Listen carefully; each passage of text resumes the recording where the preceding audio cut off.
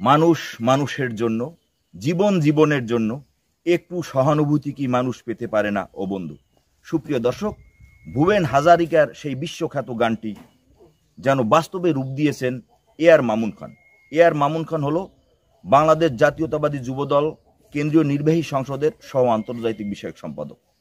বন্ধুরা, আমি এই মুহূর্তে রয়েছি পিরোজপুর জেলার মঠবাড়ি উপজেলার 11 নং বড়মাসা ইউনিয়নের 5 নং ওয়ার্ড সর্দার বাড়ি এলাকায়। আমার পিছনে একটি নতুন ঘর দেখছেন, অত্যন্ত দৃষ্টিনন্দন। এই ঘরটি মন্নান মাঝির, তার স্ত্রীর নাম সেতারা বেগম। সেতারা বেগমের স্বামী মারা গেছেন, অর্থাৎ সেই মান্নান মাঝি মারা গেছেন। সেতারা বেগম তার 4টি কন্যা সন্তান নিয়ে এই ঘরটিতে দীর্ঘদিন ধরে অসহায়ত্বের মতো জীবনযাপন করছিল।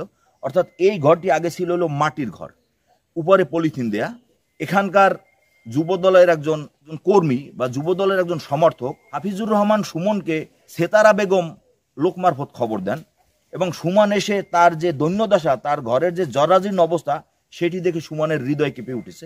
মানবিকতা থেকে সেই বিষয়টি তিনি যে মানবতার ফেরিয়ালা খ্যাত এআর মামুন খান অবহিত করে।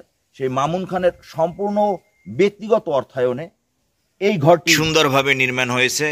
সেতারা বেগম আর তার পরিবার মহা খুশি, মামুন খানের জন্য প্রাণ ভরে দোয়া করে। আমার স্বামী নেই, 4 মাই আমার ঘরটা জম্বর ভাঙ্গা শুরু আছে। আমার খবর জানাইছে ভাঙ্গা শুরু মামুন খানের খবর পাইছে।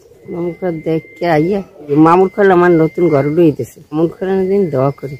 আমার ঘর অনেক ভাঙ্গা চুরা ছিল আর কি, মাটির দেওয়াল ছিল। তারপর অনেক এদিকে ছবি টবি তুলছে, কেউ দেয় না আমাকে ঘর। তারপর আমার বড় দুলাভাই ছিল, সে ওই সুমন ভাইয়ের সাথে কথা বলছে যে আমার শাশুড়ি এরকম ঘর দুহার নাই, সব দিকে ঘর পায়, আমার শাশুড়ি এখান ঘর পায় না। এরপর সুমন ভাই আইছে, আইয়ে দেখে ভিডিও টিডিও করে নিয়েছে, নিয়ে হেয়ার মামুন ভাইয়ের সাথে দেখাইছে।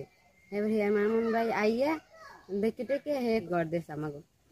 আমরা তার জন্য অনেক দোয়া করি। সেতারা বেগম, ওনার বড় জামাত আছে, মেয়ে জামাই, এই মাসুই একজন সবজি ব্যবসায়ী। তো ওনার জামাই আমাকে বলছে যে আমার শাশুড়ি যাইতে বলছেন। তো আমি একদিন সময় করে আসি, আইসা দেখি যে ঘরটা আসলে খুব দুরবস্থা। তো আসার পরে ওনার সাথে আমি কথা বললাম। কথা বলার পরে উনি বললো যে এই ব্যাপার, আমার তো স্বামী নাই, স্বামী মারা গেছে, আমার 4টি মেয়ে, ছেলে সন্তানও নাই, সংসারে ইনকাম করার মতো ওই রকমের কোনো পুরুষ নাই। তো বলার পরে বলছে আমি এইভাবে এই পলিথিন টানাইয়া এই পরিবেশে থাকতেছি, আমার ঘর তোলার মতো কোনো সামর্থ্য আমার নাই, ইনকাম সোর্স নাই, আমাকে একটু সহযোগিতা করতে পারো। আমি পরে বিষয়টা আমি নিলাম এবং আমি বললাম, আশ্বস্ত করলাম যে আমি আমার জায়গা থেকে যতটুকু সম্ভব চেষ্টা করব। এ বলার পরে আমি এটার একটা ভিডিও ফুটেজ নিয়ে যাই। যাওয়ার পরে বাংলাদেশ জাতীয়তাবাদী যুবদল কেন্দ্রীয় সংসদের সাবেক সহ আন্তর্জাতিক বিষয়ক সম্পাদক, মানবতার ফেরিওয়ালা জননেতা জনাব এআর মামুন খানকে আমি বিষয়টা অবগত করি। উনি সরজমিন আসেন। আসার পরে উনি দেখা মাত্র গাড়ি থেকে নামেন না, গাড়ি থেকে বলছে যে সুমন তুমি আগামীকালকে ঘর ভাঙার ব্যবস্থা করো।